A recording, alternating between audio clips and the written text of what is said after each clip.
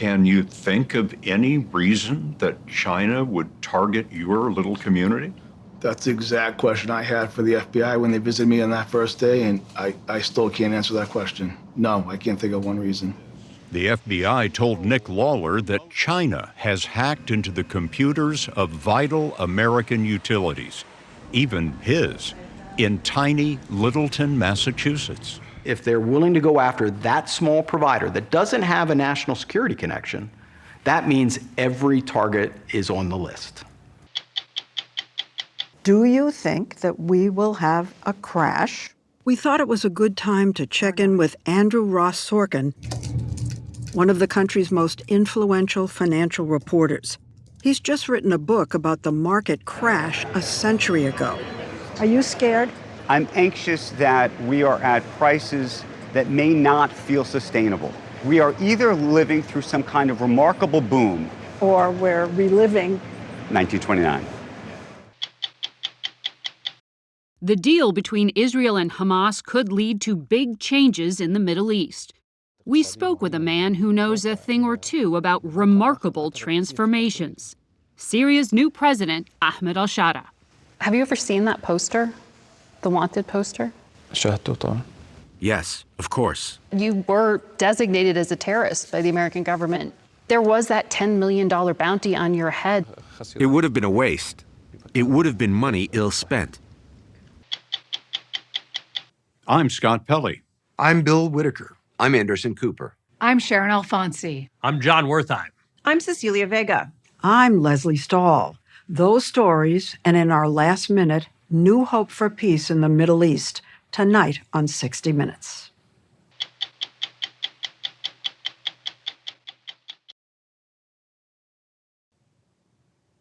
Until recently, Tim Hawk was among America's top spy masters.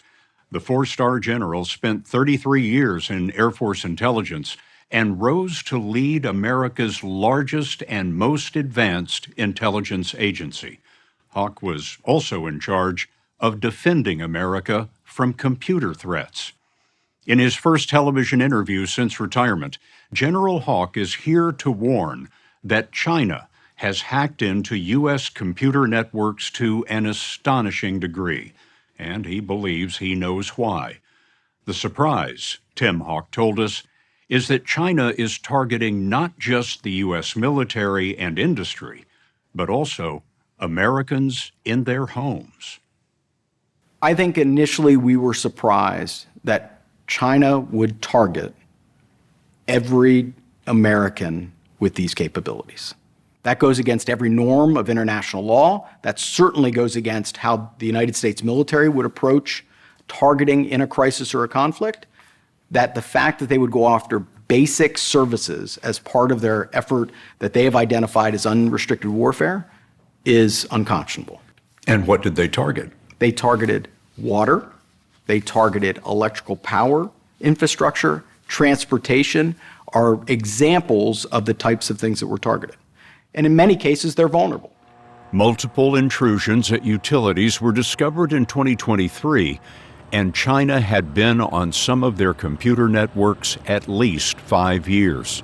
You're saying that the Chinese today are in American power plants, water treatment plants, other parts of the electrical grid, maybe even hospitals, telecommunications, all of that? So there is a daily contest that is going on to be able to deny China those accesses, but they are certainly attempting every single day to be able to target telecommunications, to be able to target critical infrastructure, both in the United States and in other countries, and they are doing that to try to ensure that they have an advantage in a crisis or a conflict. Is China preparing for war? There was no other reason to target those systems. There was no advantage to be gained economically. There was no foreign intelligence collection value. The only value would be for use in a crisis or a conflict. In 2024, Tim Hawk rose to lead both the National Security Agency, America's largest spy agency, plus U.S. Cyber Command, the military defense in cyberspace. Hawk took over just as the scope of China's hacking of utilities was becoming clear in a place no one would have imagined. Is Littleton a major supplier of some kind to the federal government? We are not. Major supplier to a military base? No. Nick Lawler is general manager of the Littleton, Massachusetts electric and water utility. His town has 10,000 residents. Can you think of any reason that China would target your little community? That's the exact question I had for the FBI when they visited me on that first day, and I still can't answer that question. No, I can't think of one reason. The FBI visited in November 2023 to tell Lawler that China had access to his utility's computer network. He says the feds told him he was one of 200. How much of all of this is controlled remotely by computer? All of it. In his water treatment plant, Lawler showed us tanks of dangerous chemicals that are precisely controlled to deliver clean water. If you had control of these tanks, you've got control of Littleton, Massachusetts. You can poison the water. You can poison the water. But China was caught before it had operational control. With Lawler's permission, the feds watched what China was doing, and what they learned was part of an awakening for American security. If you are willing to go after a small water provider in Littleton, Massachusetts, what other target is off the list? So from that perspective, this is a national threat. It's one that needs to be addressed, but it's also one that every American should understand. Because if they're willing to go after that small provider that doesn't have a national security connection, that means every target is on the list. So help me understand. Why Littleton? If we are involved in something in the Indo-Pacific that is becoming a challenge between the United States and China, the more that China could get us to focus at home means now our resources are focused in the homeland.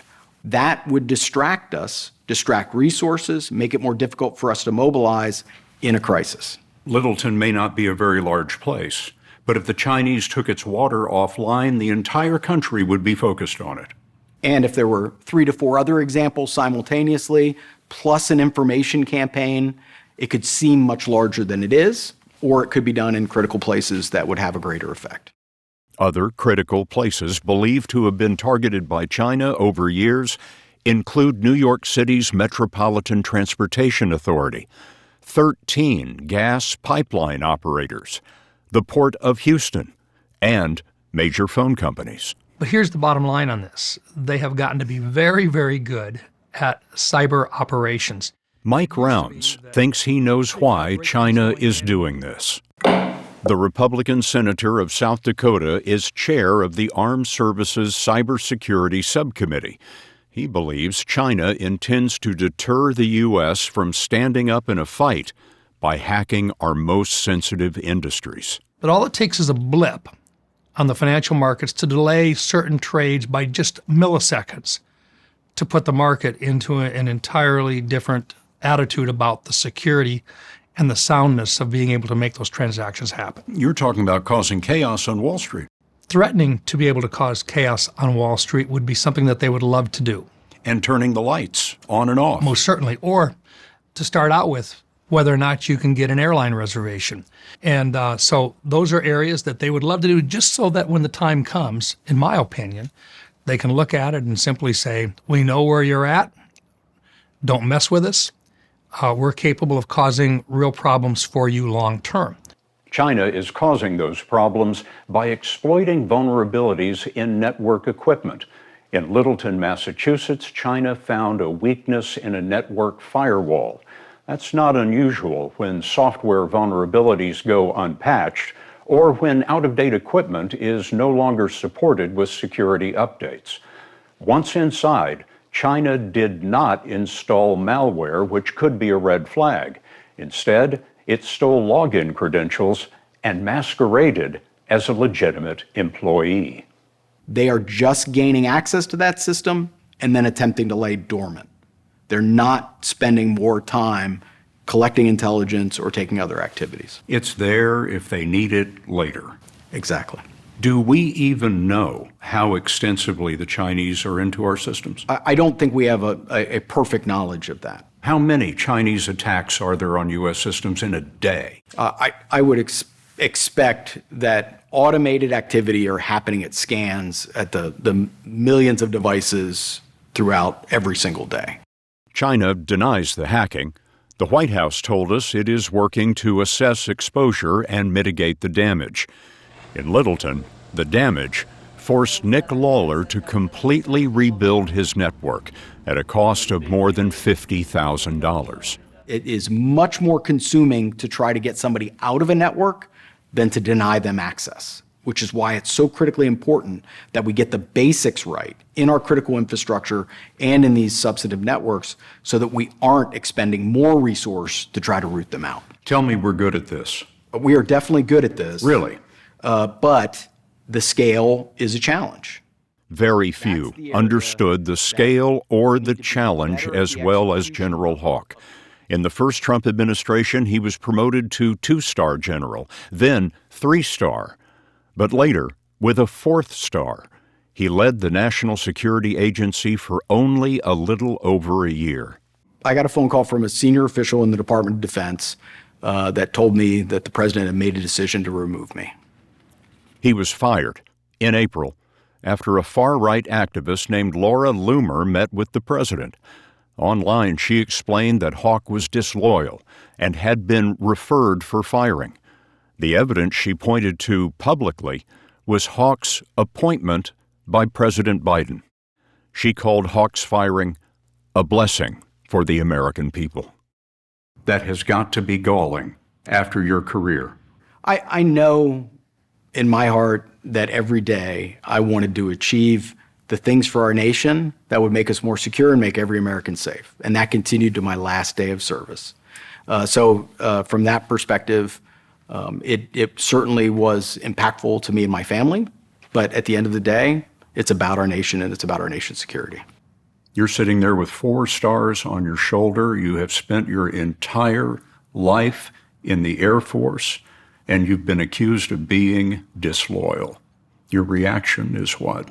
That every day I woke up committed to our national security and to meeting the expectations of the president. Not disloyal? Absolutely not. The White House did not answer our questions about Hawk's firing from the National Security Agency. Later, Hawk retired from the Air Force. We do not have enough of these types of leaders, and a loss of any one of them without strong justification is disappointing. A new acting head of the National Security Agency was appointed, but the week after the firing, Republican Mike Rounds, chair of the Senate's Cybersecurity Subcommittee, saw Hawk's sudden termination this way.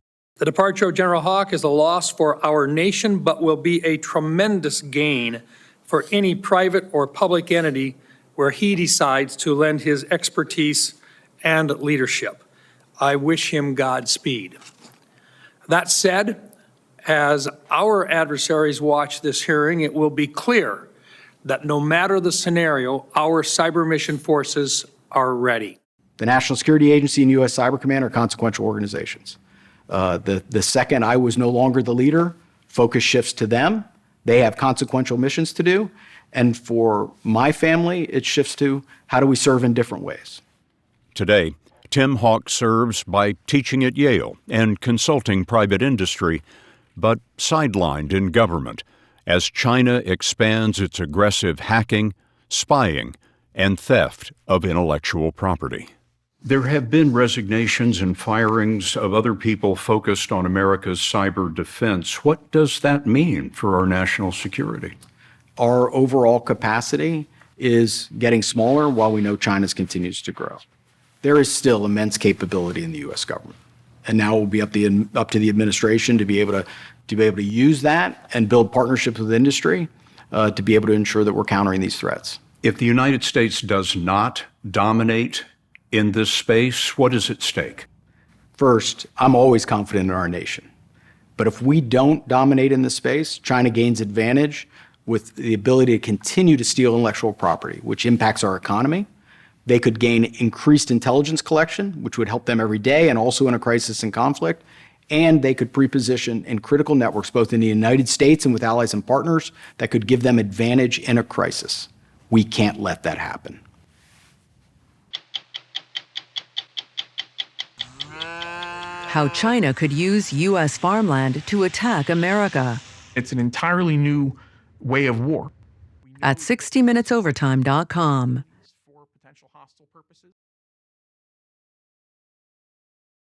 Stocks took a nosedive on Friday after President Trump threatened a big tariff hike on China. Until then, Wall Street had been at record highs for months, which is why we decided to check in with Andrew Ross Sorkin, one of the country's most influential financial reporters. He's just written a book called 1929 about the market crash a century ago. We wondered if he'd run out of news to cover, or is he alerting us that what's been happening in the markets lately is a replay of what led to the most devastating financial collapse in our history. Tuesday, October 29th, 1929. Imagine the New York Stock Exchange back then. The crush of frightened traders dumping stocks, investors losing their shirts, businesses, their homes, sweeping away the roaring 20s. Walking that same but transformed floor today. Everything's digital. Well, yeah, okay. Andrew Ross Sorkin says we're in our own roaring 20s, the 2020s, with stocks climbing for months just like then. The crazy part about this is from 1928 to September of 1929, the stock market was up 90%. When you say the stock market was way up, immediately I think of now. Are you scared? I'm anxious. I'm anxious that we are at prices that may not feel sustainable. And what I don't know is we are either living through some kind of remarkable boom, and part of that's artificial intelligence and technology and all of that, or everything's overpriced. Or we're reliving 1929. There was so much anxiety. Sorkin has covered the markets for 2 decades. He joined the New York Times after college, soon founding the Dealbook newsletter covering finance. He also co-hosts Squawk Box on CNBC. Good to see you too. Thanks for having me. Runs the Dealbook Summit, where he interviews the high and mighty.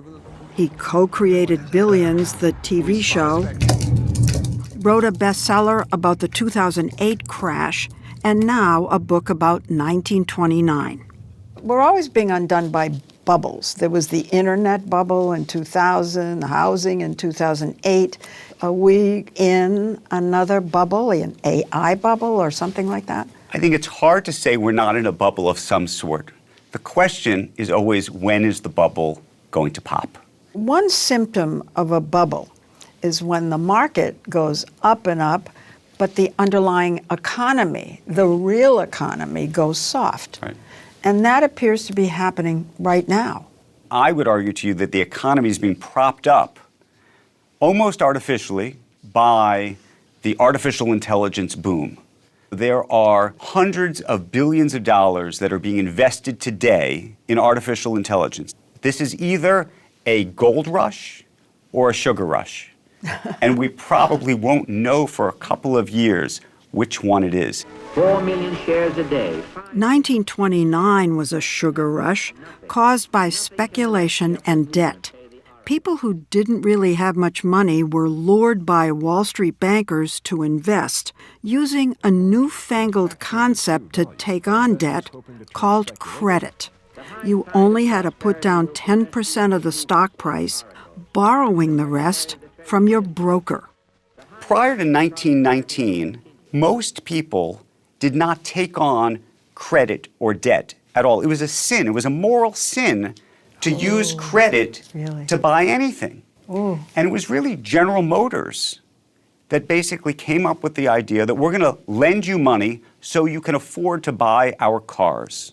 Brilliant. And then the bankers realized what's happening, and they realized that they can lend out money so that more folks can buy stocks. it was all sort of wrapped in the flag of democratizing access. And in good times, when the stock is going up, it's like free money.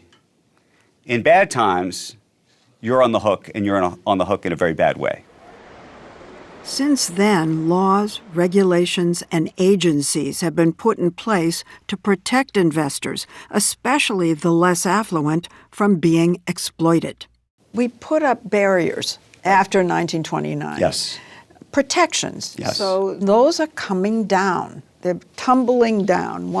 The SEC rules aren't as stringent anymore. Yes. The Consumer Protection Bureau practically doesn't exist anymore. Correct. That's what concerns me. It's not that we're going off a cliff tomorrow. It's that there's speculation in the market today. There's an increasing amount of debt in the market today. And all of that's happening against the backdrop of the guardrails coming off.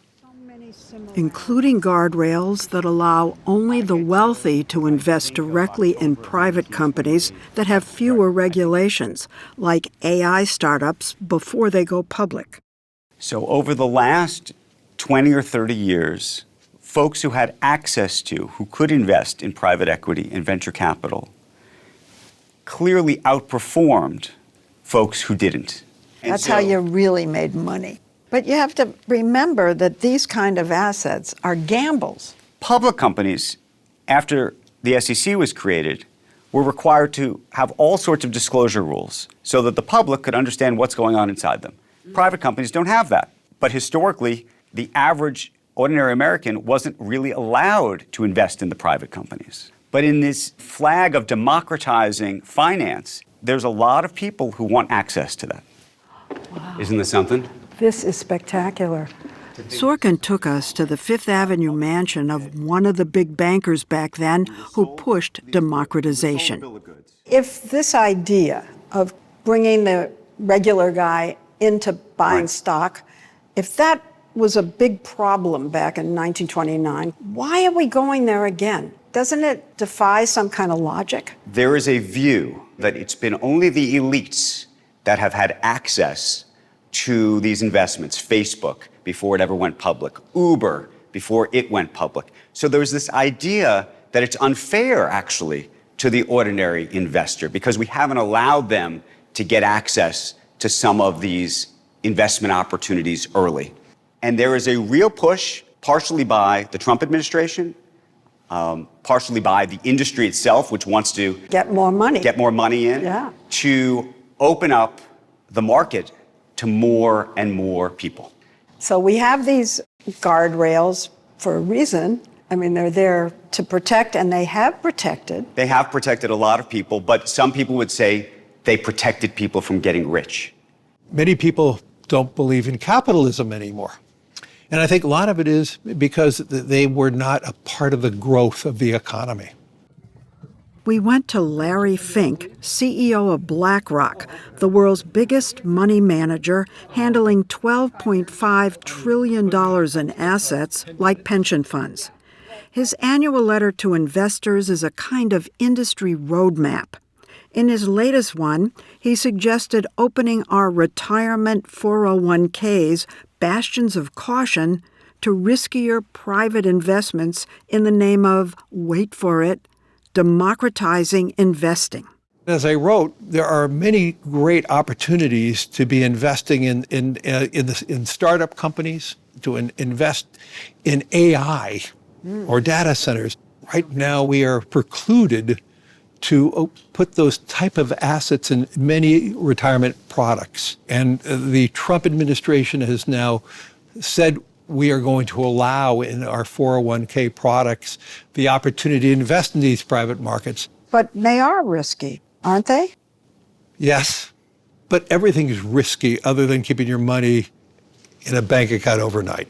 But we're talking about 401ks, yes, investing out of retirement accounts. Yes. You're risking the nest egg, or a little part of the nest egg. But what the markets will teach you over the last 100 years, even at the worst moments, if you have the ability to persevere and you have a long-term horizon, you're going to do fine.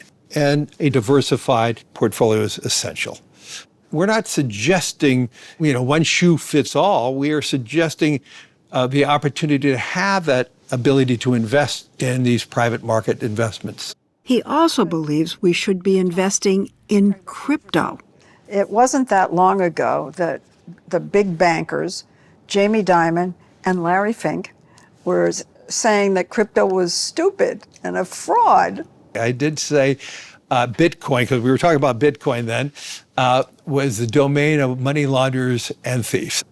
But, the markets teach you have to always relook at your assumptions. There is a role for crypto in the same way there's a role for gold. That is, it's an alternative. For those looking to diversify, this is not a bad asset, but I don't believe that it should be a large component of your portfolio. But Sorkin says some crypto can be abused in ways similar to 1929. Take meme coins, cryptocurrencies that can be manipulated by speculators who pump them up, then let them crash. There are a number of examples where it felt like there was an inside group of people who were colluding to pump up some of these cryptocurrencies and other things. I'll give you a bizarre story of my own. I was on television with Larry Fink, and he makes a joke, I think, about how there should be a Sorkin coin. I think the Sorkin coin should... Sorkin coin. Well, 2 hours later, somebody makes a Sorkin coin. And all of a sudden, this Sorkin coin is now worth millions of dollars, and I'm watching it. Are you serious? Go up and up and up and up and up.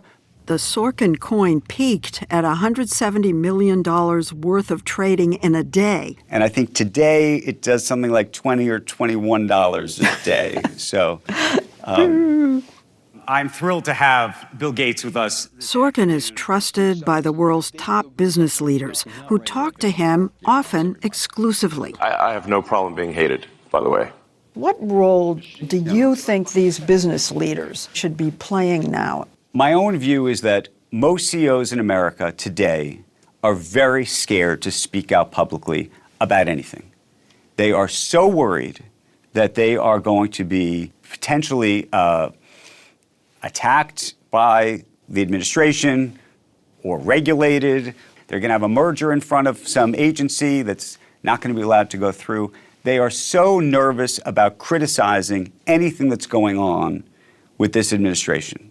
There are some economists who suggest that because Mr. Trump ties his success to the success of the market, that he's not going to let anything like what happened in 1929 happen, and that we should feel secure because of that.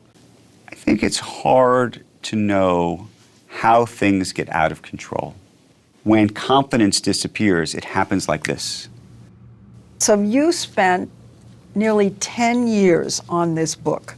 The inevitable question is, do you think that we will have a crash or not? The answer is we will have a crash. I just can't tell you when, and I can't tell you how deep. But I can assure you, unfortunately, I wish I wasn't saying this, we will have a crash.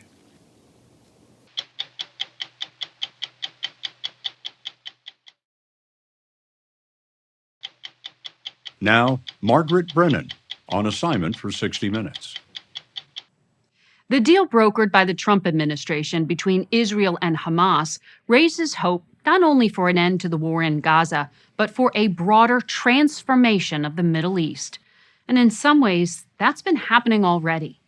Israel's massive response in the 2 years since the October 7th terrorist attacks included decimating the powerful Iran-backed militia Hezbollah, which helped prop up the Syrian dictator Bashar al-Assad, who bombed and used chemical weapons against his own people. With Hezbollah weakened, Syrian rebels set out on the road to Damascus to overthrow the brutal Assad regime. In December, the rebel commander, 42-year-old Ahmed al-Sharaa, proclaimed a new and free Syria, a stunning turn because the country's liberator had once been a member of al-Qaeda. Tonight, you'll hear his first U.S. television interview since becoming president. But before we sat down in the presidential palace, there was something he wanted us to see. This is Jobar, on the outskirts of Damascus. 300,000 people once lived here. Syria's new president, Ahmed al-Sharaa, brought us here last month. It's shocking. There's just nothing left. This war was cruel. It was a hard war. Every single room in any one of these buildings holds memories for those people who lived here. This wasn't a mistake. This was a target. Of course, all these were direct targets with one objective: to displace the people in these areas. About 13 million Syrians, half the population, are internally displaced or living abroad as refugees. Over 500,000 died during nearly 14 years of civil war. There are places like this throughout Syria where even mosques were bombed, al-Sharaa told us. Rebel-held areas that were destroyed by Bashar al-Assad and his allies, Russia and Iran.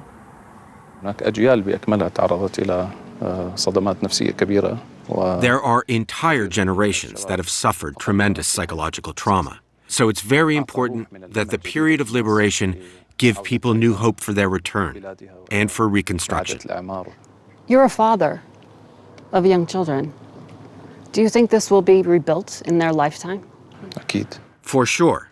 The Syrian people are strong. When al-Sharaa's Islamist forces launched a surprise attack on the city of Aleppo in November 2024, they not only won, they kept going. By the time they got to Damascus, the capital, the dictator Bashar al-Assad had fled to Moscow. Al-Sharaa's forces ended 54 years of the Assad family's tyrannical rule in just 11 days. In January, leaders of the militias that overthrew the regime appointed al-Sharaa president of Syria. We spoke with him in the cavernous building that Bashar al-Assad once occupied. What was it like when you first entered this place? Entering this palace wasn't a very positive experience. Much evil towards the Syrian people came out of this palace since it was built. To understand his improbable path to the presidency, you have to go back about 20 years when al-Sharaa left an upper-middle-class life in Syria to join al-Qaeda in Iraq. He wouldn't go into details about what he did then, but he was arrested and spent 6 years in American and Iraqi prisons. Released in 2011, just as a popular uprising against Bashar al-Assad had begun, he started an al-Qaeda affiliate in Syria that staged suicide bombings and armed attacks against the Assad regime. We did not take any external actions outside Syrian territory. We did not target anyone but the Syrian regime. But the United States stated that many of the attacks killed, quote, innocent Syrian civilians, and designated al-Sharaa a global terrorist, putting him, with his nom de guerre, on this wanted poster and offering a $10 million reward to anyone who could help, quote, stop this terrorist. Have you ever seen that poster? The wanted poster? Yes, of course. When you met President Trump back in May, he described you as handsome, tough, and he said you had a strong past. Have you any doubt about that? I don't have any doubt about your strong past, but it's because of that past that you were designated as a terrorist by the American government.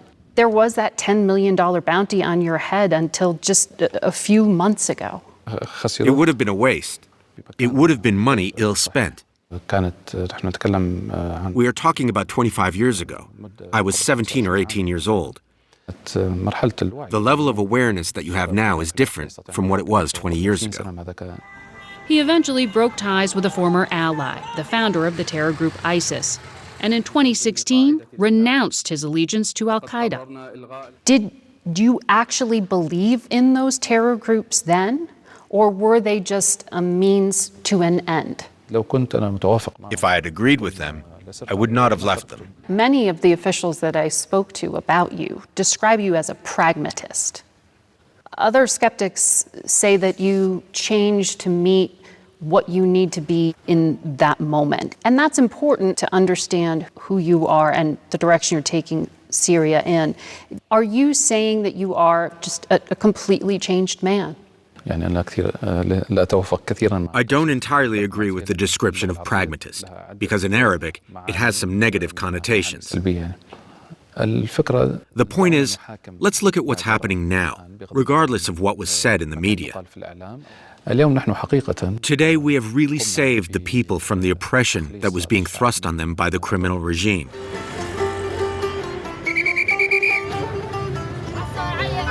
Ten months after the fall of the Assad regime, we found signs of normalcy and difficulty, uncertainty and hope. In Damascus, one of the world's oldest cities, the bazaar still bustles.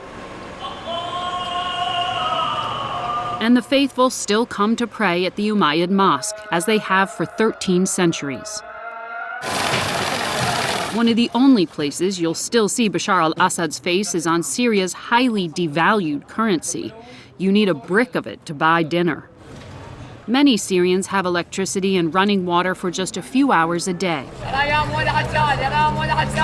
The country's woes are the result of the long civil war, but also harsh economic sanctions the U.S. and other countries imposed to punish Assad for his human rights abuses. Al-Sharaa wants all sanctions lifted. And in May, during a speech in Saudi Arabia, President Trump took a bold but provisional step in that direction. I will be ordering the cessation of sanctions against Syria in order to give them a chance at greatness. Last month, al-Sharaa spoke at the United Nations General Assembly, the first Syrian leader to do so since 1967. He's seeking long-term investment in Syria and still needs the U.S. to repeal sanctions permanently, which some lawmakers are reluctant to do. And at the UN, China and Russia would need to vote to lift terrorism sanctions against him.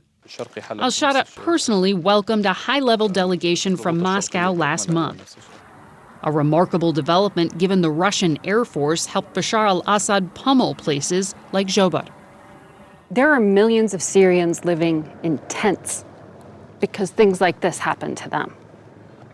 Bashar al-Assad and Vladimir Putin are living in Moscow. What justice do they face? We will use all legal means possible to demand that Bashar al-Assad be brought to justice. However, engaging in a conflict with Russia right now would be too costly for Syria, nor would it be in the country's interest. New sectarian violence at home has raised questions about whether al-Sharaa can control the fighters who helped bring him to power. On Syria's western coast in March, his security forces and allied militia were accused of participating in the massacre of 1,500 civilians, most of them members of the Alawite community that was loyal to Assad. The United Nations does say that your security forces violated humanitarian law. I believe this is an exaggerated description, and I believe that Syria is committed to prosecuting anyone who committed crimes against civilians, of any party or side. But then again, this summer, during a fight between ethnic groups, al-Sharaa's security forces and Bedouin militia were accused of executing unarmed members of the minority Druze community in the southern city of Sweda. A Syrian TV broadcaster was reading the news when Israel, which also has Druze citizens, bombed Syria's army headquarters and defense ministry. Al-Sharaa told us Israel also bombed the grounds of his presidential palace twice. One time I wasn't there, but the other time I was in the palace close to the site that was bombed. To target the palace to convey a message, that's not a message, that's a declaration of war. But Syria doesn't want to engage in wars, and it doesn't want to be a threat to Israel or anyone else. Israel said publicly their intention was to protect a minority group there, the Druze. And the Prime Minister said he had to protect them because your forces did not. This is a Syrian internal matter that should be resolved legally by Syrian authorities. After Assad fell, Israel occupied strategic parts of its shared border with Syria and conducted air raids and land incursions, citing potential security threats.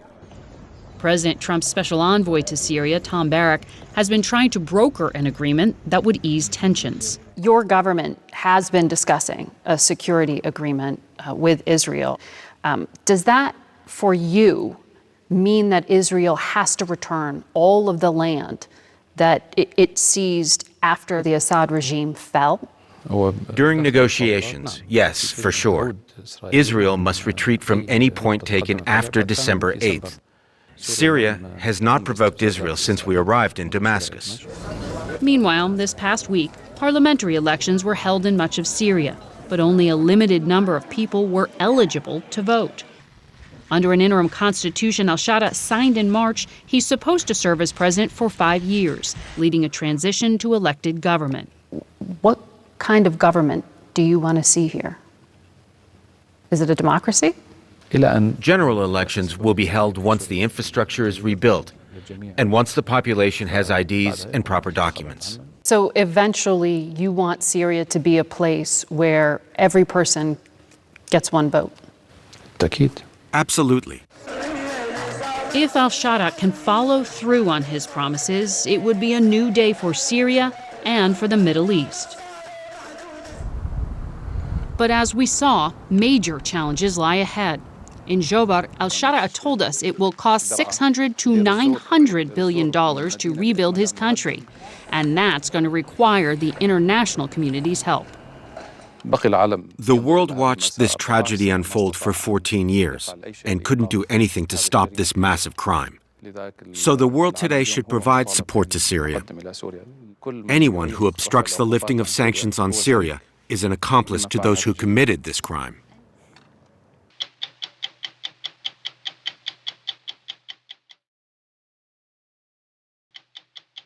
The last minute of 60 Minutes is sponsored by United Healthcare. Coverage you can count on for your whole life ahead. News of a ceasefire deal in Gaza, including the return of all Israeli hostages, offers hope that the war ignited by Hamas and its slaughter of 1,200 Israelis will finally come to an end. We've thought about the people we met since the terrorist attack on October 7th, 2023.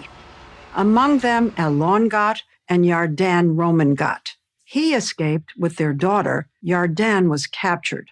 She was released after 54 days and reunited with her little girl. We also remember these Palestinian children. How many of you lost one of your parents? The Hamas-led health ministry in Gaza says 67,000 people have been killed there. 2 million were driven from their homes. I'm Leslie Stahl. We'll be back next week with another edition of 60 Minutes. If you love 60 Minutes, see America's stories told every weeknight on the CBS Evening News.